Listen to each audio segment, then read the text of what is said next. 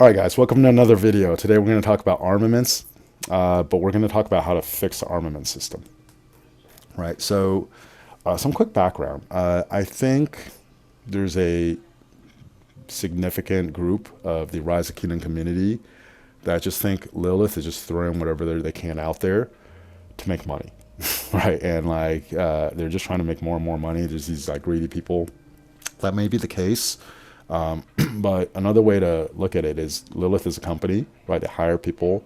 They're creating a product. That product is providing value. You know, like for me personally, I've gotten massive value out of this. You know, I've been playing this game for a little over a year. It's very entertaining. It's fun.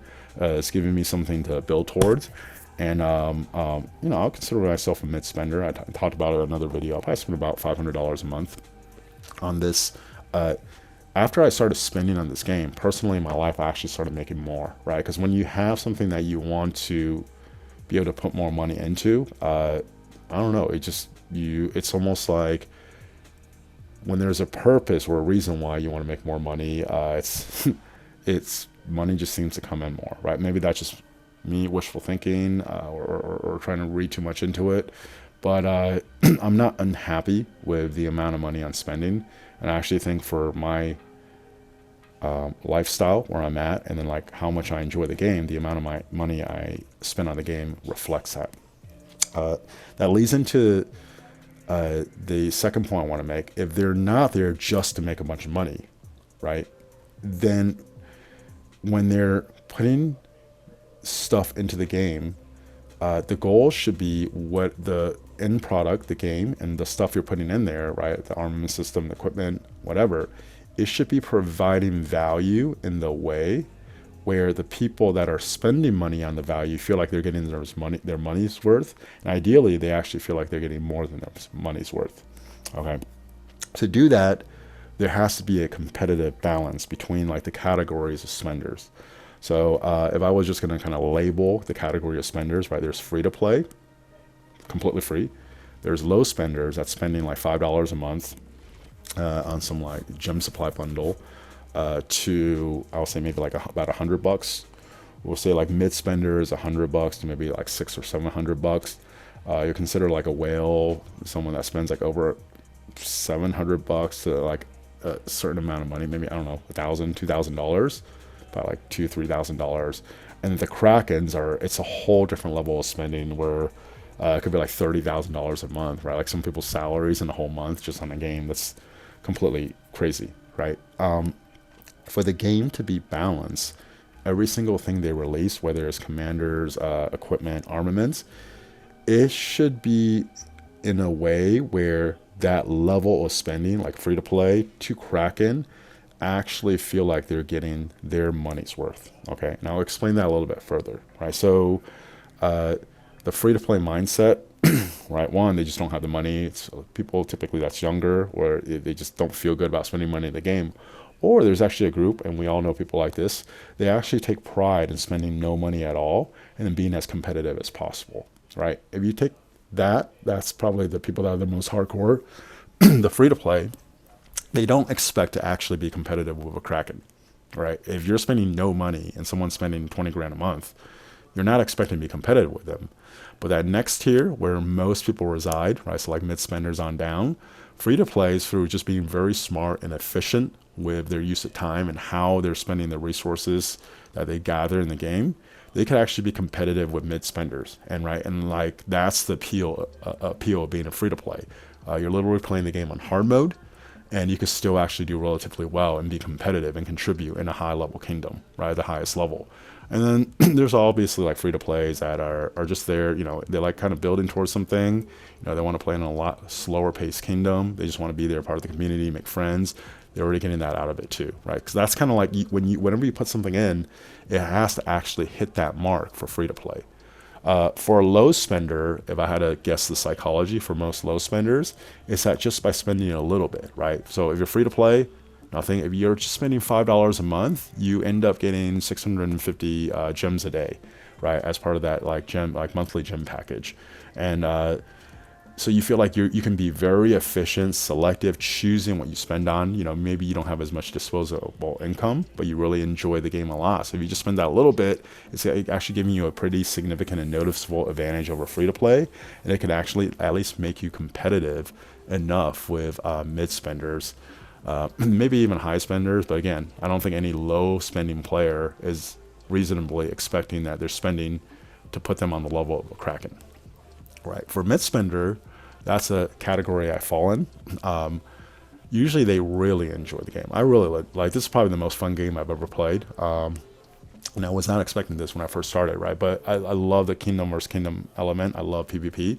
I love one being strategic. I'm a more big picture, like the 20,000 feet view where, okay, over the next 2 months, I'm planning to get certain commanders to a certain level. I could get my equipment to a certain level. There's an opportunity cost, right? Once I get my equipment there, I'm going to put most of my resources into armaments.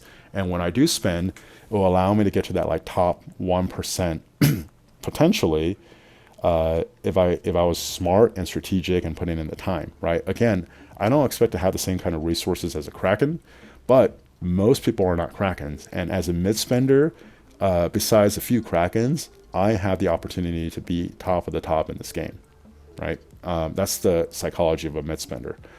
Krakens, I'm not going to speculate on what it is. You guys can speculate on it.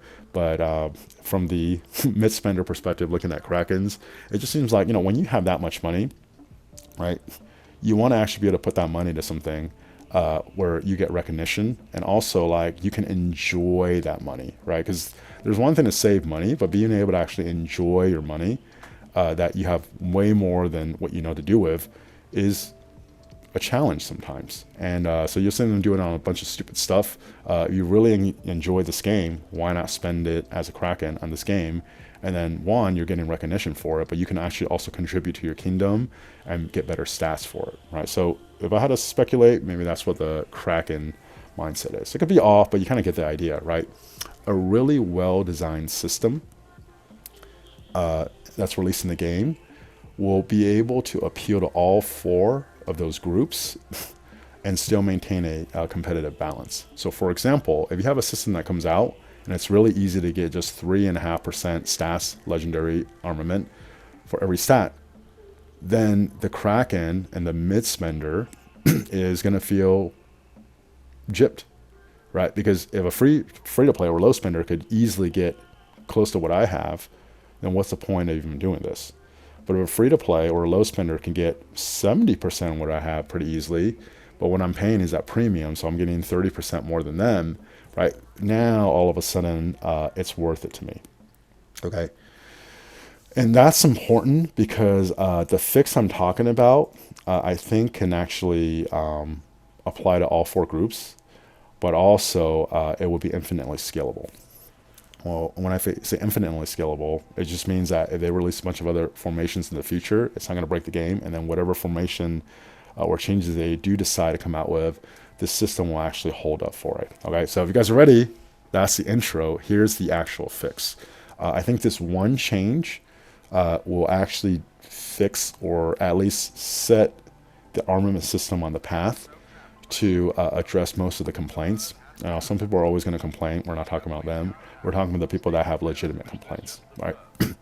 So I would say the 2 most frustrating things with the current armament system right now is that originally, besides making money, it seemed like it was designed for people to strategically be able to choose the different formations to give them a little boost for the play style they want or for different purposes, right? And whereas like, at first, when it first came out, everyone just gravitated towards the wedge formation, not necessarily because it's the best, but because most people are open fielding.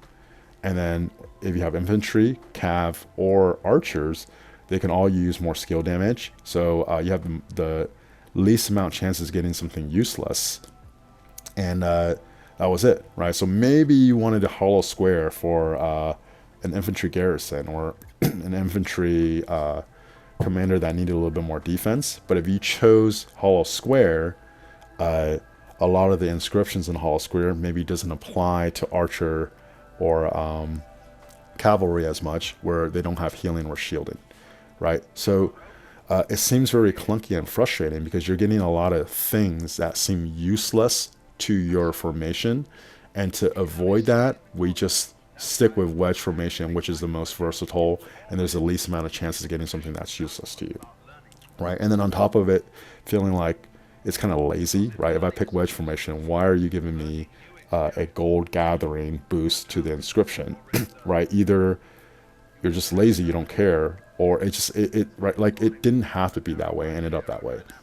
The second complaint I think people have with wedge, well, not wedge, with the formation system is it's just forcing people to just pick one formation, at most two, right? No one was picking arch formation that I know of for the most part until the recent release of Gorgo and Luce, which uses smite damage. So now skill damage doesn't apply.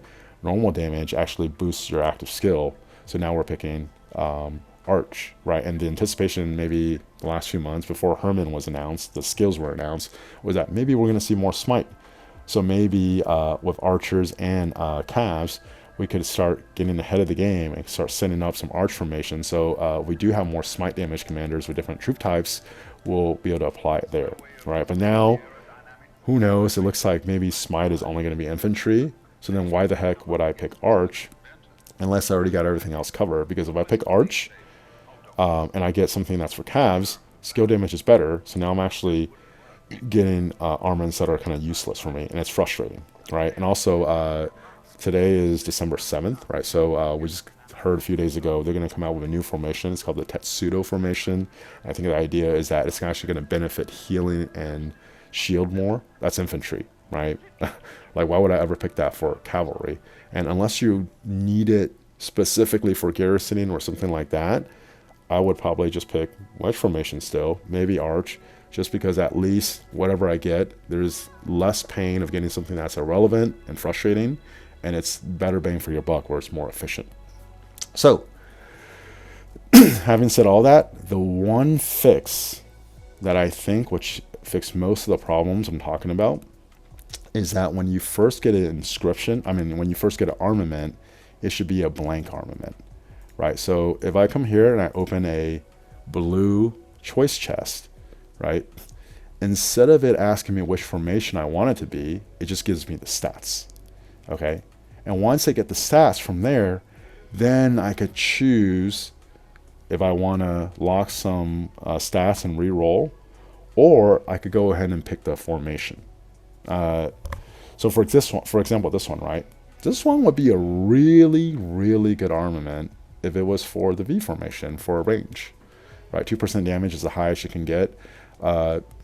Siege unique attack, 2.5% is right in the middle. 2.8% is a little bit above. This is actually really good. And then if I wanted to re-roll this, I could. But even not, if I had 4 of these for range, I'm freaking rocking, right? But I got on a wedge, and now, is it worth it for me to put an inscription on it to re-roll it? I don't even know. But I saved it because 2% all damage is really good. But if this was blank, then I can actually immediately declare this for range and use this for range, or not, right? That actually makes it feel like I'm progressing towards something, and I have a lot of control.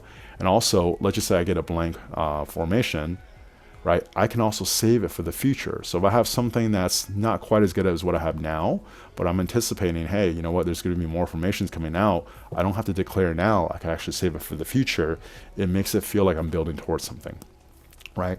You guys might think, well, what about inscriptions, right? The inscriptions, it could just show you that, hey, you got 1 inscription for this blank armament or 2, and not actually declare what it is. And then when you declare what formation you're choosing, then it will actually give you inscriptions specific to that armament type, right? I think one of the most frustrating inscriptions to get is like a range one where it's literally, I forgot what it is. It's literally specific to range, where like if you're doing range damage, like something happens and you're getting on a wedge formation. Like, what the heck? I literally have a range inscription. Like, how is a range inscription even allowed on a wedge formation? It makes no sense, right? So if you make it blank, it's also scalable for the future because you can save it, and if new formations come out, that's kind of suits it. And let's just say some mechanism comes out where a new release formation is really suitable for calves only. If I get good calf stats, then I could declare it to be that new cav formation, armament formation. If it's not, then I could actually maybe go to wedge. I could choose something else where I could save it for later use, right? Sorry, that's the dog barking in the background. The other one, not as important. Well, let me take it back. Okay.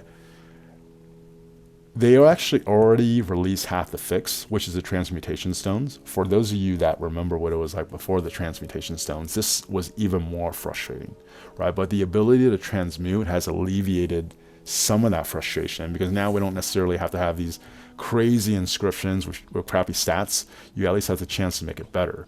But they put a cap on what you can reroll, right? So I'm okay with it just being legendary, fine.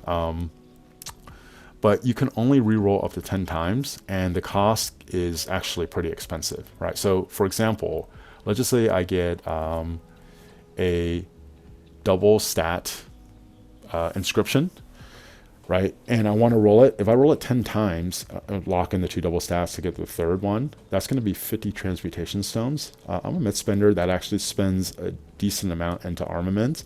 To get 50 transmutation stones, it'll take me about a month right now. Right, so if you think about it, like a month to roll 10 times, and there's actually still a chance that you don't get the stat you're looking for. That's really, really expensive, right? But what makes it worse is if you spent 10 rolls on it and you're out of chances, then you can never get that back, right? Whereas if you don't make it a cap where you could keep rolling until you get the stat you're looking for,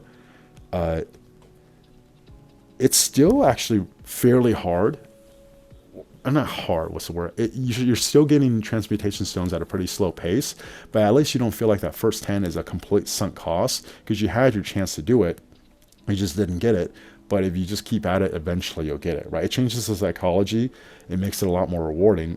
And if I had to guess, first reason is probably just laziness, right? Or it could be laziness. But I think the reason why they put the 10 cap on there initially was to maintain that competitive balance that I was talking about earlier between free to play, low spender, mid spender, and whale, right? Because if it's very easy for everyone to get triple stats, then it's going to frustrate that heavier spenders. Whereas when you put a cap of 10 rolls, right, it benefits, it clearly benefits people that have the ability to get more armaments, more inscripted armaments, and then the ability to recycle them and get more transmutation stones. But I think at this point, having played with this transmutation stone for a few months now, it's not that easy to get them. And the chances of getting something or getting enough transmutation stones to even get a stat that you're looking for is low enough where even if everyone, even like free to play or low spenders can get a triple stat, right? If your triple stat is 20-30% better than a free to plays on average, right? The psychology, the balance, it's still worth it. Okay. So in summary, one, make it where initially when you get the armaments, make it a blank armament, and you could annotate how many inscriptions you got, 1, 2, or none, right? But then you don't find out what the inscription is until you declare for a formation. And when you declare for a formation, that formation is only going to give you stuff relative to that formation, right? So I'm not going to get gold gathering, I'm not going to get troop load, I'm not going to get a range inscription when I declare wedge. It's going to be one of the troop types, and so it actually feels good, like I'm building towards something. And then take away the cap on re-rolling what we're transmuting from 10, and also I think it probably wouldn't offset the balance and make it way more enjoyable if you can re-roll non-inscripted armaments. I don't think that necessarily makes that big of a difference if you allow people to roll past 10 or to transmute past 10, because then I could just get whatever I want and then inscribe over it. But I think that would actually but I think allowing people to transmute even without the inscription is just a little bonus, and I don't think anyone's going to complain about that. Okay. Now, if this makes sense to you, I definitely would recommend, like this video, subscribe, because this is the kind of stuff I like to talk about, but also share it and then talk to other people about it. I think as this becomes more of a thing, it's way more likely that Lilith will implement it.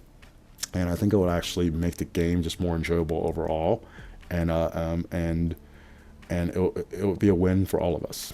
Okay. Other than that, I think that's all I have for today. Thank you guys for watching, and I'll see you guys next time.